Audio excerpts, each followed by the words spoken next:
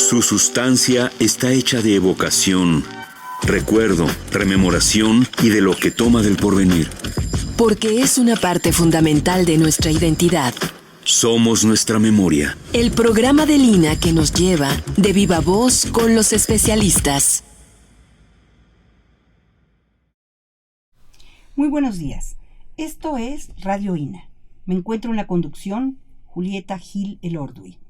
El Instituto Nacional de Antropología e Historia los invita a acompañarnos en la emisión de este programa de la serie Somos Nuestra Memoria, y en el que hemos convocado a José Antonio Platas, maestro en artes visuales, para platicar sobre el tema La Galería de Historia. Bienvenido ante estos micrófonos. Mil gracias. Ahora sí, comenzamos. Maestro José Antonio Platas, usted fue director de la Galería de Historia, Museo del Caracol, en una etapa en donde entra también el maestro Zedillo. Entonces, nos gustaría que nos platicara un poquito de cómo es que usted entra. Yo sé que tiene una tradición en trabajos ligados con arte, cómo es que entra al museo y cómo se desarrolla allí el trabajo de un artista visual en la Galería de Historia, en este Museo del Caracol. Bueno, primero que nada, mi interés sobre la museografía surge precisamente a partir de mis estudios de arte, ¿no? Y de darme cuenta que pues hay una total carencia, al menos en donde yo estudié, en la Escuela Nacional de Pintura, Escultura y Grabado de la Esmeralda, y hay una carencia muy grande sobre los procesos de gestión cultural, promoción, y dentro de todo esto pues está la museografía, ¿no? Me acerco a la Escuela de Restauración de Lina, que en ese entonces había un diplomado en museografía muy interesante, muy enriquecedor, que estaba sobre todo abocado a los trabajadores de Lina, pero siempre admitían algunos externos, ¿no? Ahí es donde yo me introduzco a Lina y un año estudiando todo este aspecto de museografía de manera intensiva. Y a raíz de esta experiencia me involucro mucho con la coordinación de museos, que entonces estaba dirigida por Cristina Payán, que nos invitó a participar en la reestructuración del Museo Regional en Tepic. Y bueno, se va haciendo una bola, ¿no? Que se va haciendo más grande, por todo este aparato que tiene Lina, ¿no? Que muchos no lo conocemos, no sabemos, pero es un aparato gigantesco, que es lo que le da un gran soporte a todo lo que hace el instituto, ¿no? Y bueno, de ahí ya me estuve haciendo distintas labores en el INA, en Culturas Populares, en el Museo Nacional de Culturas Populares, en el área de museografía, en el INBA, en la Coordinación de Artes Plásticas y en el Centro de Conservación y Registro de Patrimonio Artístico Mueble del INBA. Y haciendo la maestría precisamente en arte, yo conocí a Luciano Zedillo, al restaurador Luciano Zedillo, que tiempo después fue director del instituto, de este instituto, y él me invitó a participar en la Galería de Historia. Ya nos conocíamos por la experiencia del arte, él conocía mi trabajo dentro de la museografía, mis antecedentes en el INA, y me invitó a participar como director de la Galería de Historia. Muy interesante la forma en que se fue dando, ¿no? Que se va hilando. Y coincido plenamente en la organización de esta institución que brinda y forma cuadros, ¿no? Esta parte es muy interesante del instituto. La formación de cuadros que después van a tener su actividad en las distintas especialidades. Este es uno de los motivos del crecimiento tan grande de la institución. Y bueno, en museografía ha sido, yo creo que el gran crisol que ha forjado a esta especialidad. Y suena interesante también la forma en que entra usted al museo y los principios, el inicio de su actividad dentro de la Galería de Historia. ¿Qué nos podría decir de cómo le encuentra y cuáles son los rumbos que adquiere la galería en su gestión? Bueno, el caso de la galería ya en particular, y yo creo que a muchos nos sucede, ¿no? De los que por lo menos tenemos entre 60 a 55 años y más jóvenes, nuestro primer encuentro es de niños, ¿no? Eso es invariable con la galería de historia. Y de ahí, pues resulta que 20, 30 años después, no, bueno, sí, como 30 años después, yo vuelvo a ese espacio. Y es interesante porque encuentro un espacio nuevo, ¿no? Primero como visitante, se maravilla uno con los maquetas, con los dioramas, con la fantasía, pero ya después en el ámbito laboral encuentra uno que es otro mundo, ¿no? Es otro mundo donde han pasado gentes muy importantes, personajes muy importantes dirigiendo ese espacio, colaborando, enriqueciéndolo, ¿no? También a veces se encuentra uno con que mucho de eso que ya se hizo se olvidó, se guarda por ahí en algunos cajones, ¿no? Y en este caso mi labor fue recuperar mucho de eso. Yo entro cuando ya el museo había tenido una reestructuración, al año de que se reestructuró, de que se terminó la reestructuración, y parte de mi labor era como retomar las actividades, retomar una dinámica positiva con los trabajadores de la galería, con los trabajadores de base, con los trabajadores de confianza, buscar otra vez en esos cajones olvidados qué es lo valioso, que hay mucho, ¿no? Hay muchas cosas ahí que se han mantenido y otras que quedaron guardaditas, ¿no? Por ahí escondidas. Entonces fue esa la labor de retomar junto con los trabajadores esta gran actividad y recuperar lo que estaba en el cajón. Sí, la idea de que hay que mantener viva esta memoria y que el trabajo que se desempeña en los museos contribuye a mantener viva y difundir esta memoria, ¿no? Porque se trata de un museo sui generis. Su propia génesis, el desarrollo de este museo, lo hace único dentro del sistema de museos del instituto y de todos los museos en nuestro país. Tengo entendido que surge de una visita que hizo el maestro Torres Bodet a un museo en Francia con esta idea de poner muy cercana esta historia de México en el siglo XIX. Entonces esto es un poquito lo que se gesta en la creación del museo y su desarrollo lo demuestra, ¿sí? Yo quisiera saber desde el punto de vista de usted si lo considera un museo vigente en la actualidad. Pues sí, yo desde luego que sí, porque, bueno, surge con esta idea de lo que ahora llaman como apoyos educativos, ¿no? O bueno, un poco en esos términos, ¿no? Pero, o sea, surge con esta idea de ser un complemento del Museo Nacional de Historia, ¿no?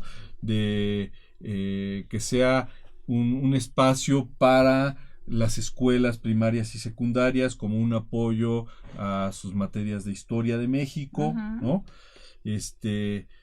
Y la idea es lo que ahora suena muy novedoso, de que tanto los trabajadores del museo, que son servicios educativos o comunicación educativa o como se le quiera llamar, los maestros y los alumnos puedan interactuar, ¿no? A partir de toda una información que está ahí en dioramas, maquetas, cedulario, ¿no? Complementado, insisto, a través del tiempo con muchas otras actividades, ¿no? Visitas guiadas, escenificaciones o dramatizaciones, exposiciones temporales, ¿no? Entonces realmente siempre fue un museo vivo. Lo que ahora de unos años para acá es una moda, ese museo siempre lo fue, ¿no? Un museo vivo. No solamente presentaba colecciones, que en realidad no eran, su origen no eran colecciones, ¿no? Eran apoyos, ¿no? Curiosamente esos apoyos fueron realizados por gente de primera línea, ¿no? Desde Mario Vázquez, ¿no? Museógrafos de los más importantes, ¿no? Que ya estaban consolidados, y jóvenes artistas que después fueron grandes artistas y museógrafos como Iker Larrauri y como otros tantos, ¿no? Que es como si hoy día dijéramos que en la elaboración de un museo, en los apoyos didácticos de un museo iban a participar jóvenes artistas de las nuevas generaciones, ¿no? O no tan jóvenes, como Joel Rendón, como algunos de los hermanos Castro Leñero, como artistas en boga, ¿no? Y ahí van a dejar su impronta, ¿no? Sí, es cierto, el museo nace de esta idea porque es un museo que no tiene colecciones en realidad, ¿no? Y eso lo hace sui generis, porque nace de la idea de dar a conocer a través de un proceso histórico el siglo XIX, la historia del siglo XIX en México, ¿no? Y con la fortuna de incorporar el arte en el discurso museográfico, ¿sí? Dos de las piezas relevantes que hacen al museo propio es precisamente el mural en metal del maestro Chávez Morado y del mismo autor, esa gran águila que preside el recinto constitucional, ¿sí? Y me gustaría saber su opinión de esta incorporación, cómo se incorpora este mundo del arte a la museografía. Bueno, no solamente este portal, ¿no? Metálico del maestro Chávez Morado, que tiene toda la carga, ¿no? De lo que fue la escuela mexicana, ¿no? Toda esta carga ideológica del muralismo, de todo lo que crea, toda esta idea que crea José Vasconcelos, ¿no? Sobre las escuelas nacionalistas. El altar, ¿no? Este altar a la Constitución, que es el centro de la galería, ¿no? Que también tiene no solamente es este hermoso escudo, ¿no? Sino la arquitectura en sí misma es una obra de arte, ¿no? La arquitectura, bueno, es un espacio habitable, circulable, ese es como su principio básico, ¿no? La arquitectura como la creación de espacios habitables. Pero no solamente es habitable, sino que tiene toda una serie de lineamientos que la convierten en una obra maestra. Tal vez no de las más difundidas del maestro Vázquez, ¿no? Pero probablemente sí de las más importantes, ¿no? En ese sentido. No es un espacio tan grande y solemne como el Museo de Antropología, ¿no? Pero tiene otros aspectos formales que probablemente son mucho más importantes que el Museo de Antropología, ¿no? Es cierto, sí. Además se crea 2 años antes, ¿no? Que el Museo de Antropología. Entonces, seguramente se hacen muchos de los elementos que después hacen eclosión.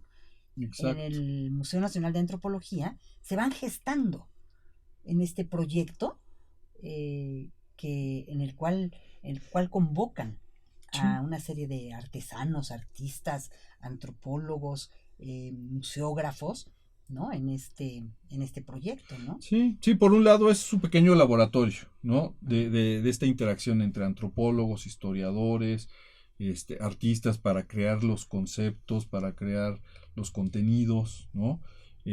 Cómo van a interactuar para desarrollar los materiales, y también en los aspectos de la arquitectura, ¿no? Jugar un poco con las soluciones técnicas, ¿no? Con los nuevos materiales, y finalmente eso es una realidad que funciona aquí en China, ¿no?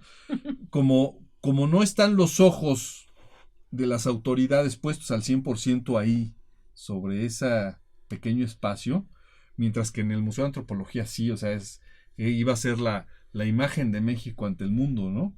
Entonces, pues, políticos, autoridades, todos estaban ahí, viendo qué hacía el maestro Ramírez Vázquez, ¿no?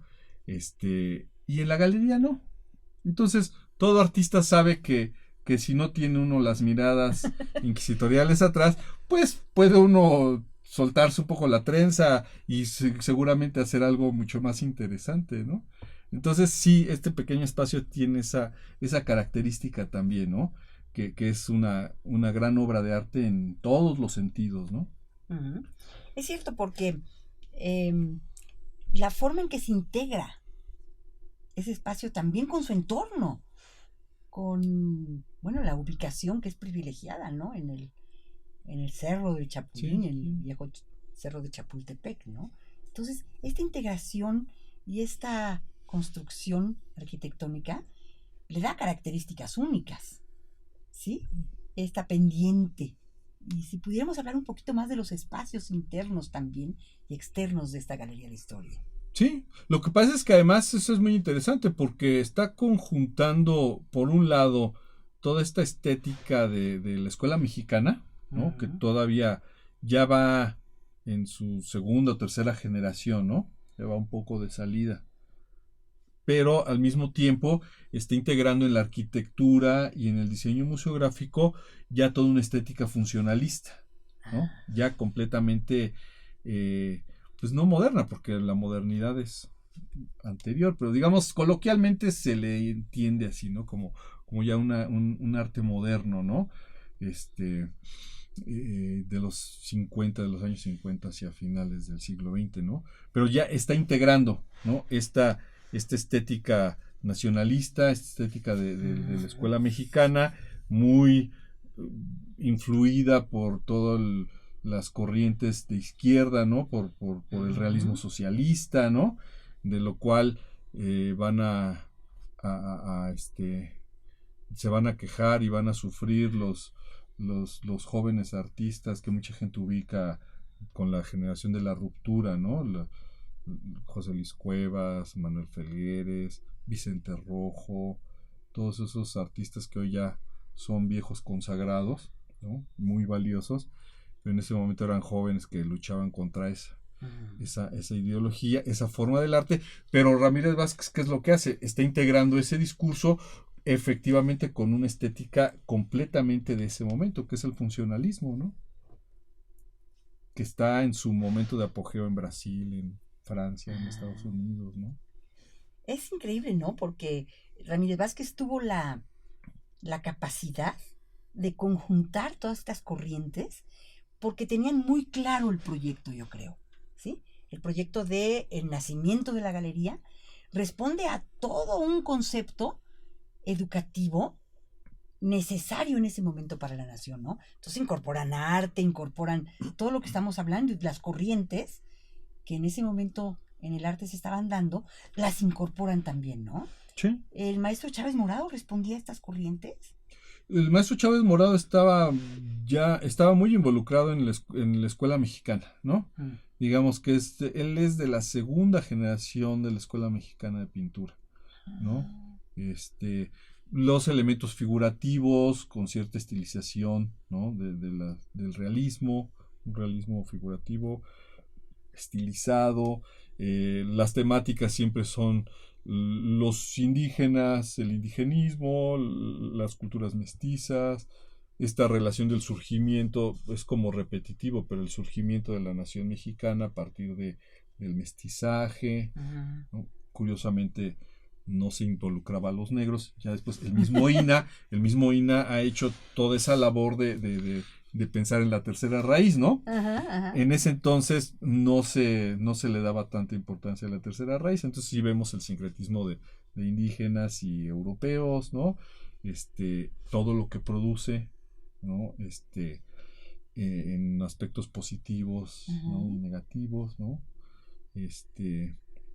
Es interesante porque es el mural y sí finalmente tiene no sé si directamente hubo una asesoría o tiene visto bueno un poco de el aparato del INA, ¿no? En términos de los contenidos, ¿no? En su momento tener la asesoría de los mejores investigadores, ¿no? De los historiadores de vanguardia, ¿no? Para decir, oye, esto sí está bien el dato, esto no está bien, ¿no? E ir logrando finalmente es un documento, ese mural es un documento, ¿no? Así es. Y es muy feliz que esté a la entrada y a la salida de un espacio verde que sigue la idea de la espiral y que es un jardín aéreo. A mí me sorprende muchísimo que la arquitectura haya incorporado también las áreas verdes en este espacio abierto, que es un jardín completo, ¿no? algo que nos pudieras decir también de ese... Sí, bueno, en ese sentido, sí, la idea de Ramírez Vázquez fue como no perturbar las líneas del cerro de Chapultepec, ¿no? Integrarlas completamente. Y aprovechó un espacio que era para el acondicionamiento de los caballos, ¿no? Uh-huh. Ahí los entrenaban, ahí los ponían a caminar. Entonces era una pequeña planicie, ¿no? Muy chiquita. Ya ahí estaba, digamos que del mismo cerro se aprovechó cuando estaba el castillo originalmente para trabajar ahí con los caballos. Entonces él no hizo más que poner un elemento ahí en esa parte, pero también integrándolo, como usted dice, ¿no? Como un jardín, ¿no?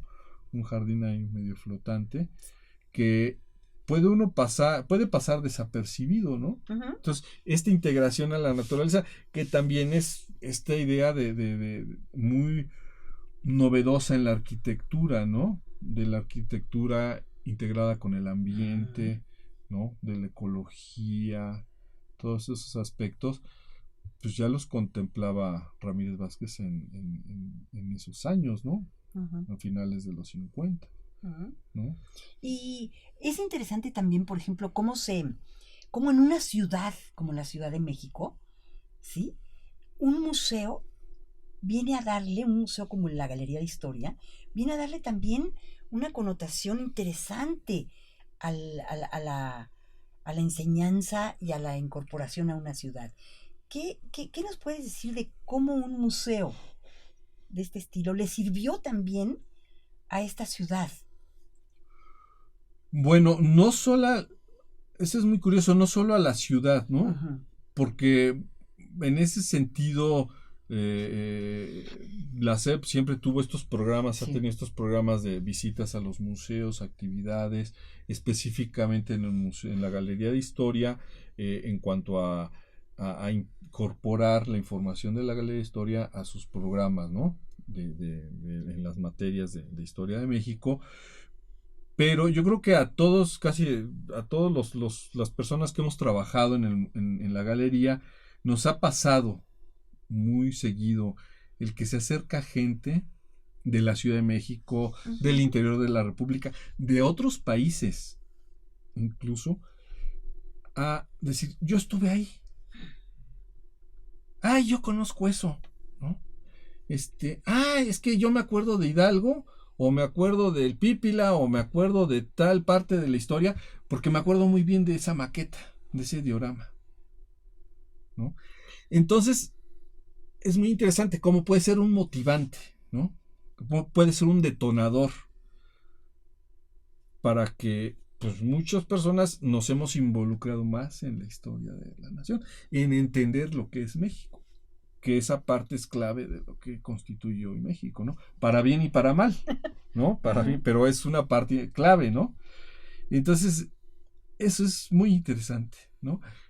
Hoy día hay nuevas tecnologías y hay una serie de cosas, pero hay toda una educación, yo me atrevería a decir que en varias generaciones, parte de nuestra educación, sobre todo gente de la Ciudad de México, parte de nuestra educación de historia, parte de nuestra educación, aunque no nos demos cuenta, parte de nuestra educación visual, uh-huh. Pasó por la Galería de Historia, ¿no? Qué interesante dato, ¿no? Porque sí se escucha, se oye que ahí estuvo el padre y lleva a los hijos. O sea, estamos hablando de 3 generaciones que pasaron, porque si el museo se funda en el 55, ¿no? Digo, cumple 55 años, pues es varias generaciones, sí.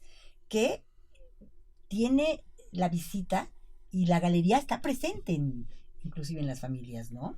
Entonces, bueno, eso es una labor muy grande. Y también sé de tu labor en la parte de exposiciones, ¿sí? La galería no está planificada para exposiciones temporales, no tenía esta vocación, ¿no? Pero tú le diste mucha vida a esa parte de exposiciones temporales. Sí, bueno, ha sido fue la intención de retomar, ¿no? Insisto, durante varios años que han estado diferentes directores, se hicieron algunas exposiciones, se hicieron exposiciones temporales, sobre todo al principio, ¿no? El segundo o tercer director de la galería.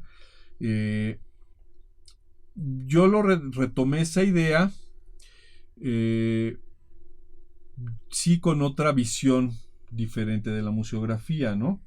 De conservar los espacios ya de la reestructuración, ¿no? Originalmente la galería, lo sabemos, tenía un diseño museográfico abocado a observar, integrarse con las maquetas, los dioramas, ¿no? Hacer el recorrido lineal, en este sentido, de la historia, de principio de la independencia a la Revolución Mexicana, ¿no? Después, poco a poco, se fueron integrando elementos, muebles, ¿no? A este recorrido para hacer meter otro tipo de información, para hacer algunas exposiciones temporales, pero se fue alterando el diseño original de la museografía, ¿no? A esto llevó como consecuencia el que en un momento determinado sí se tuviera que reestructurar, ¿no? Se tuviera que limpiar, se tuviera que reordenar, ¿no? Actualizar los contenidos, ¿no? Que eso es muy, muy importante. Y a partir de esa idea, pues propusimos el que se hicieran algunas exposiciones temporales con la intención de reforzar el contenido temático de la galería sin alterar el espacio, ¿no? Sin alterar el diseño museográfico, ¿no? Respetando el diseño museográfico e incorporando algo que, pues, digo, es como descubrir el hilo negro, ¿no? Incorporando algo que se hizo precisamente con la escuela mexicana, ¿no? Después de la Revolución, que eran las escuelas al aire libre, ¿no? Con Frida Kahlo y con varios personajes de esa envergadura, y que se creó el taller de la gráfica popular, ¿no? La idea de la línea, ¿no? El alto contraste, el negro y el blanco, con ideas muy concretas, muy específicas, pues nos pueden dar un acercamiento mucho más directo a un público que tal vez no es muy avesado en los procesos de la creación de imágenes, ¿no? Entonces desarrollamos un programa de exposiciones temporales, sobre todo de gráfica, también sin dejar de lado la pintura, pero sobre todo de gráfica, que pudiera incorporar las temáticas, ¿no? Las temáticas, que ahí fue apoyo del maestro Salvador Rueda, con esta idea también, dice, bueno, que es algo obvio además, ¿no? O sea, si el Museo de Historia, si el Museo Nacional de Historia tiene incorporado en su acervo, en su espacio, el arte, ¿no? La magnífica interpretación artística de Siqueiros, sí, ¿no? Caramba, sí, de Orozco, de tantos artistas, y él se preguntaba, bueno, ¿y por qué no hay esas manifestaciones ahora, ¿no? En el arte, ¿por qué no hay ese retomar la historia de esta manera, ¿no? Bueno, un poco un ensayo y una aportación ahí, fue precisamente invitar a grabadores, artistas como Joel Rendón, como Coral Revueltas, ¿no? A que fueran José Antonio Farrera, que a partir de ciertas temáticas que competen a la galería, desarrollaran obra, desarrollaran imágenes, ¿no? Desarrollaran el arte mismo, desarrollaran, ¿no? El arte, exacto. Y fueron procesos muy interesantes, ¿no? Fueron procesos muy interesantes. Sí, no, definitivamente, porque ha ido de la mano la Galería de Historia, yo insisto, con el arte, ¿no? Cuéntame una cosa, ¿tú has regresado a la galería? Sí, he ido en varias ¿Cómo ocasiones. ¿Qué le pondrías? ¿Cómo ves las nuevas tecnologías aplicadas a esta galería? ¿Cómo la ves ya después de tantos años y de tu visita actual? Pues a mí me sigue gustando, ¿no? Y me parece muy bien que se vayan integrando, ¿no? Siempre las nuevas tecnologías siempre ayudan, ¿no? Todo ayuda, ¿no? Hay que sumar, ¿verdad? Hay que sumar. Pero tampoco hay que perder de vista el elemento principal de la galería. Es que hay algo bien interesante que yo creo que no se ha estudiado mucho y que la galería lo tiene, ¿no? La necesidad del ser humano, del individuo, de jugar con su imaginación. Qué bonito. De la fantasía, ¿no? esa parte es clave. Y curiosamente la galería juega con esa parte, ¿no? Con un hidalguito ahí, ¿no? Sí, claro. Un caballito por ahí, Ujú. simpático, y resulta que está montado por Vicente Guerrero, ¿no? El propio ferrocarril, el tren. Exacto, ¿no? Las maquetas donde está la distribución de un buen ajedrecista puede disfrutar mucho de cómo están distribuidos los cuerpos, ¿no? Los batallones, o sea, todo eso es fantasía, porque nos está apelando a nuestra fantasía, Ujú. ¿no? Y ahí está, ¿no? Entonces, sí, siempre hay que sumar, pero no hay que dejar, ¿no? No hay que perder de vista esa parte. Entonces, que siempre sea el elemento principal es importante, ¿no? Sí, sin perder Sí. lo que fue exactamente el origen de su creación. Exactamente. Sí. Y le quiero recordar a nuestro auditorio que estamos hablando sobre la Galería de Historia. Y estamos hablando con el maestro José Antonio Platas, director del museo, exdirector del museo. Maestro José Antonio Platas, quisiera que reflexionemos juntos acerca de esta incorporación a los museos, de esas nuevas tecnologías que, bueno, tienen como todo sus vertientes, ¿no? Pero creo que en un museo con la nobleza de espacios que tiene la Galería de Historia, es posible incursionar en este mundo de la tecnología para acercar a públicos jóvenes, para acercar un poco más estos públicos. Bueno, hace poco platicaba con una colega que está haciendo investigación sobre nuevas tecnologías en arte, y yo ahí comentando algo cometí un gran error, porque le digo, bueno, un lápiz es una gran tecnología, ¿no? Digo, es una tecnología muy antigua y sigue funcionando hoy día. Y resulta que no, que el lápiz que todos conocemos de grafito es del siglo XIX, o principios del siglo XX, ¿no? Pero es una tecnología muy reciente. Claro, ahora los cambios tecnológicos van de un día para otro, de una hora para otra, ¿no? Y de la misma manera, no sé, a los inicios de la galería se desarrolló un cedulario, lo que llaman un cedulario, un impreso, un folleto con las cédulas que están a lo largo del recorrido de la galería. ¿Para qué? Pues para que los alumnos tuvieran una mayor facilidad, les sirviera un poco como libro de apoyo en sus clases, pudieran disfrutar los recorridos con sus maestros, con las visitas guiadas de los compañeros del museo. Y nosotros, cuando estuve de director, digo nosotros con los compañeros del museo, retomamos esa idea, volvimos a publicar el cedulario, ¿no? Finalmente es una tecnología también. Baja costos el offset, las nuevas técnicas de impresión bajan mucho los costos, hay más calidad en las impresiones, ¿no? Pero después pues resulta que ahora, insisto, entre un año y otro, entre los años que yo estuve ahorita, pues uno puede meter directamente esa información a internet, ¿no? Puede desarrollarlo por la red, puede desarrollar actividad, interactuar a través de la red, la Galería de Historia puede interactuar a través de la red con los maestros, ¿no? Y lógicamente reforzar esa información que ya está en la galería, ¿no? De tal manera que después de hacer juegos, de interactuar, de desarrollar estrategias con los maestros, el maestro puede hacer sus visitas de manera mucho más enriquecedora, ¿no? Al museo. Hacer el museo en la red, ¿no? Que no creo que le quite público al museo físico, ¿no? No, es que son cosas distintas, ¿no? No compiten ni siquiera. Y yo creo que el museo lo que tiene que incorporar, tiene que trabajar atrayendo nuevos públicos. ¿Sí? La propia Secretaría de Educación Pública tiene también ya otra visión, trabaja también con las nuevas tecnologías, entonces hay que incorporar. Y esto nos presenta el reto del museo, ¿sí? De haber sido un museo que en forma pionera se ligó a la educación en México.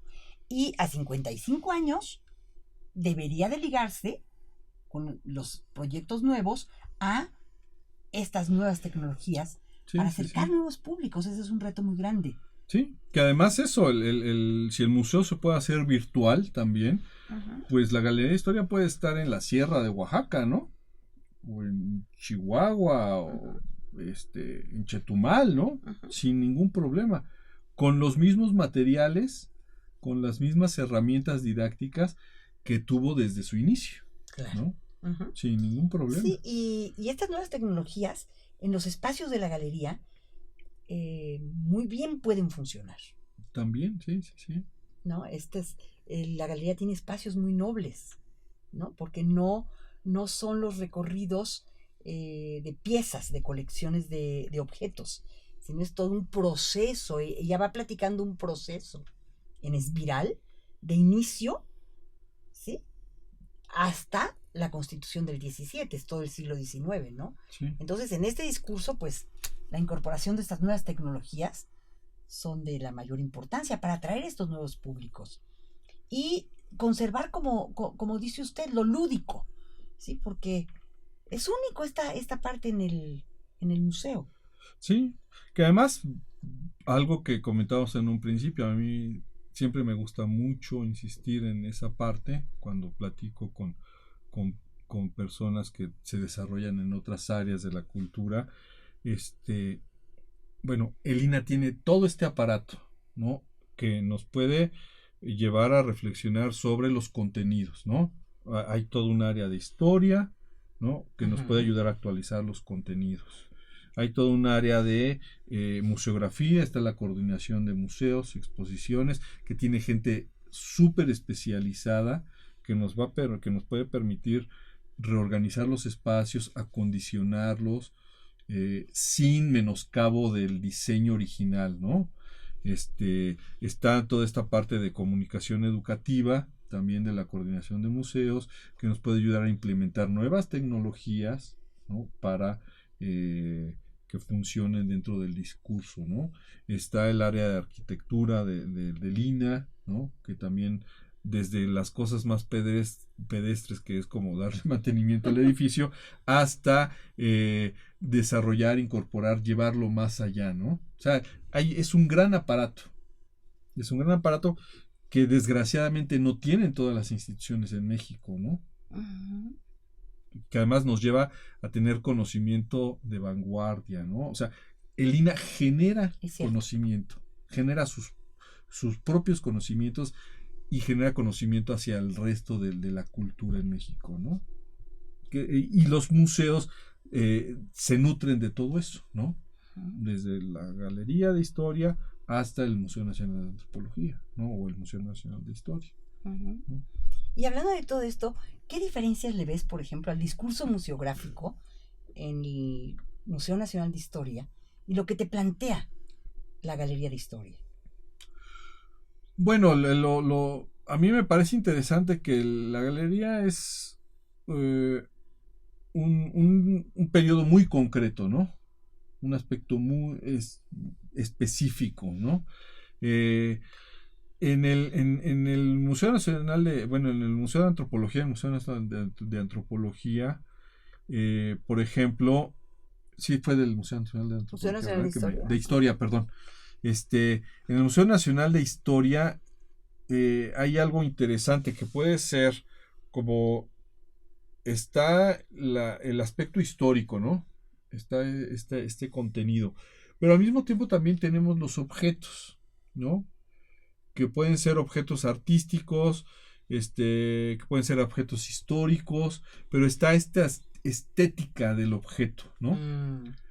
Esta idea de que el objeto es portador de datos y de alguna forma hay que presentarlos al público, hay que sacárselos, ¿no? De distintas formas, ahí la museografía es donde juega, ¿no? Pero está el objeto, ¿no? Que puede ser bello, puede ser precioso en términos de unicidad, ¿no? En varios sentidos, ¿no?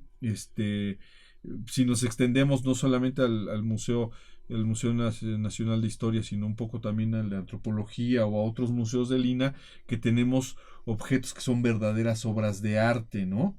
Del arte prehispánico ¿no? Bueno, el mismo Museo Nacional de Historia, el arte moderno con Siqueiros, con Orozco, con otros artistas, con González Camarena, ¿no? Y la Galería de Historia no. La Galería de Historia no tiene estos elementos que de por sí ya son, ¿no? Que, o sea, no tiene esta piedra prehispánica tallada, no tiene la cerámica de Occidente, ¿no? No tiene el gran mural de Siqueiros, ¿no? Tiene unas figuritas que fueron talladas, fueron elaboradas por artesanos de Metepec, ¿no? Tiene unos diseños y unos dibujos del maestro Iker Larrauri, ¿no? Que por ahí se van filtrando, ¿no? Tiene este diseño del espacio del maestro Ramírez Vázquez, tiene esta impronta del maestro Mario Vázquez, ¿no? Y ahí están ocultos, ¿no? Ahí están ocultos en la temática, que es la más fuerte, ¿no? Entonces, esa es la diferencia y la gran labor de la galería, ¿no? En su colección, en sus objetos, ¿no?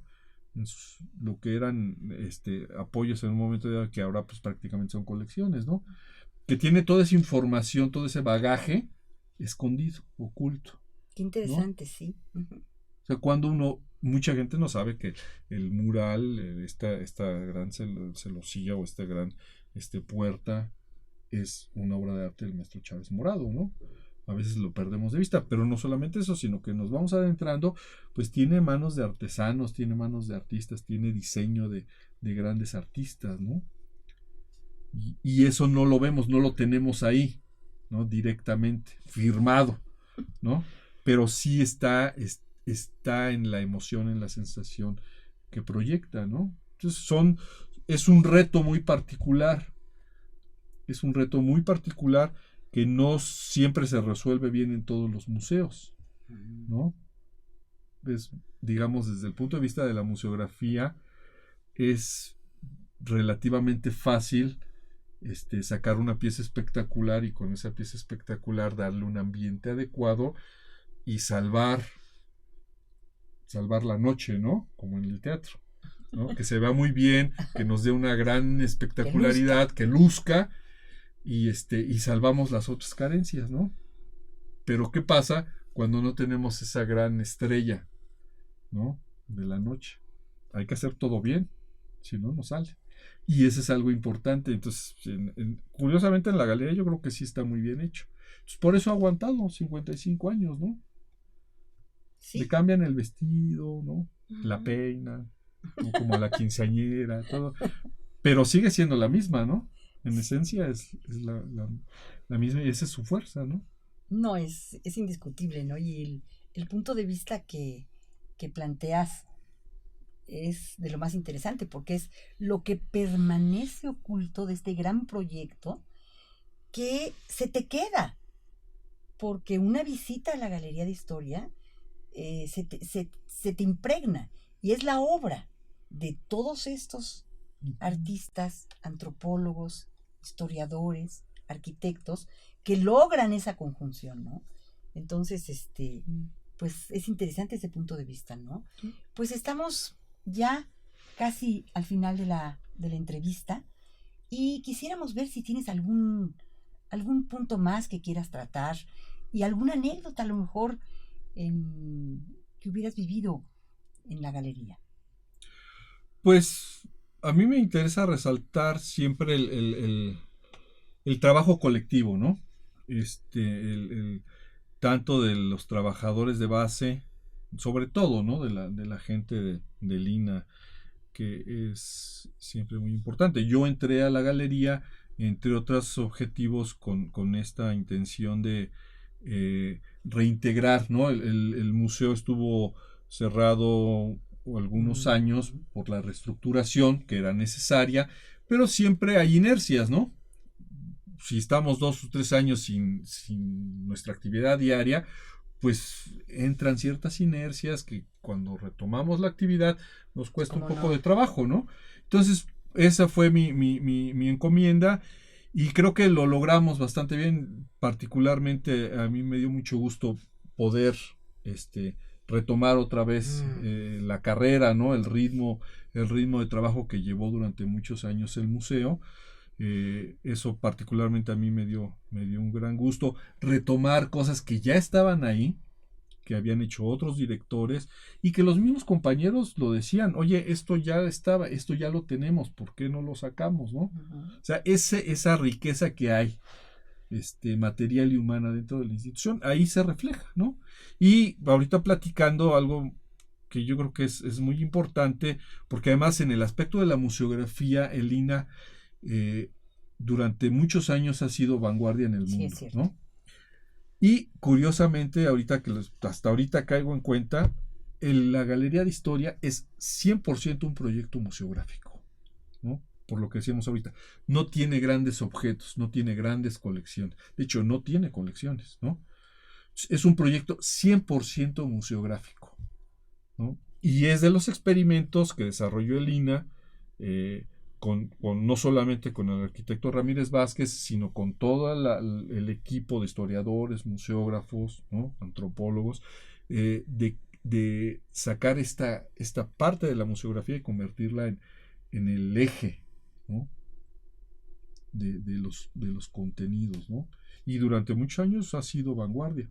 Y yo no, eso sí no lo he estudiado, pero probablemente ese museo haya sido de las puntas de lanza en esa parte, ¿no? Sí, sí, definitivamente, porque respondía a ese proyecto educativo que tenían yo insisto, tenían muy claro, ¿no? Y en ese museo, sin darte cuenta, con esos secretos de los que hablas, porque a mí me parece esencial que el museo guarde estos secretos para descubrirlo. Una vez que descubres algo, difícilmente se te olvida, ¿sí?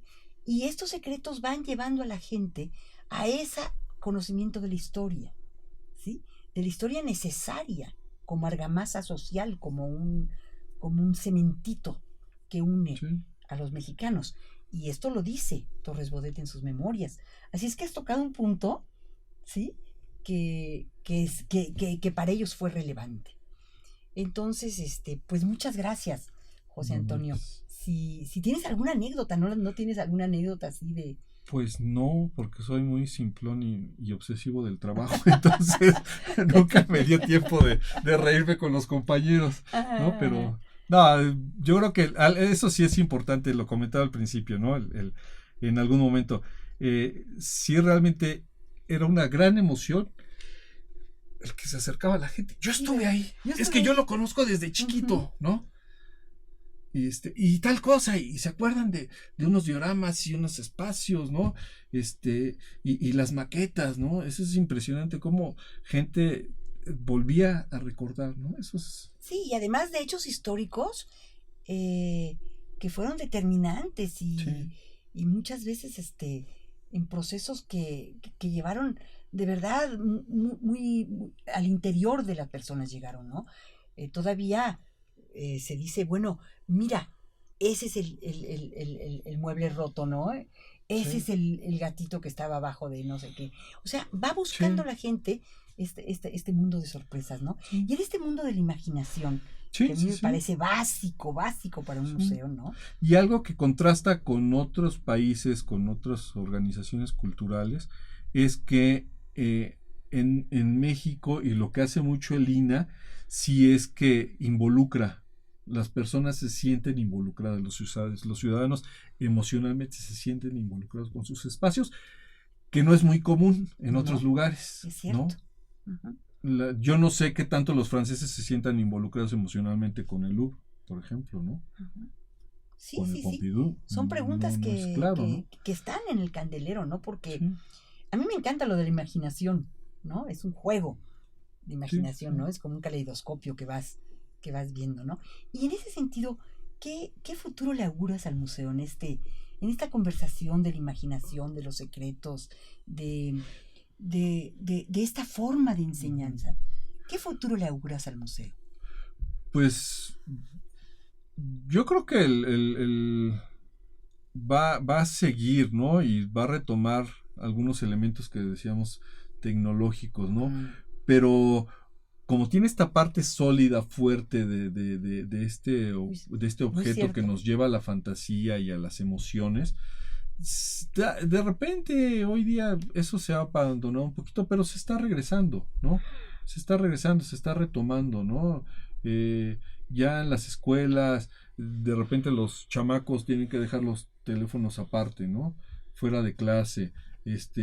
Ya hay horarios en los que cierran las computadoras y se ponen a hacer otras actividades, ¿no? Se ponen a escribir a mano, porque se pierden cosas, ¿no? Se pierden habilidades, ¿no? Ya se están dando cuenta que los niños pierden habilidades porque no están escribiendo a mano, ¿no? Están perdiendo capacidad de percibir las 3 dimensiones, el espacio, la atmósfera, porque todo lo ven a través de la pantalla, ¿no? Entonces les cierran la computadora y les ponen a hacer otras cosas. Y eso está en la galería, ¿no? Están los objetos ahí, están las 3 dimensiones reales, ¿no? Está la fantasía. Y entonces yo pienso que acompañado de nuevas tecnologías va a seguir, ¿no? Va a estar ahí, ¿no? Sin necesidad, insisto, de las espectaculares y grandiosas piezas, ¿no? O sea, lo que mucho tiempo después vino a ser esta gran teorización de los europeos del museo sin colecciones. Bueno, la Galería de Historia es un museo sin colecciones, ¿no? Ahí está. Sí, ahí está, ¿no? Sí, en México verdaderamente incursionamos en todos los terrenos para dar a conocer esta riqueza histórica, ¿no? Pues no sabes cómo te agradezco, José Antonio, que hayas estado presente en Radio INA, en el Instituto Nacional de Antropología e Historia, y que nos hayas recordado también todas estas partes de tu actividad en el museo, de tu apreciación del arte incorporado a un museo y de tus opiniones tan valiosas para todos nosotros. Muchísimas gracias. Un gusto para mí. Así, Julieta Gil, a nombre de Radio INA, doy por terminada esta emisión del programa, agradeciendo profundamente la generosa participación de nuestro invitado, el maestro José Antonio Platas, con quien tuvimos oportunidad de platicar sobre la Galería de Historia. Gracias a nuestros escuchas por su atención, a quienes les sugerimos consultar más de nuestra producción a través de www.radio.ina.gov.mex. Realización, Dirección de Medios de Comunicación, a través de la Subdirección de Radio INA con Gabriela Marentes. Producción, Evanibaldo Morales. Controles técnicos, Joel Cuautle.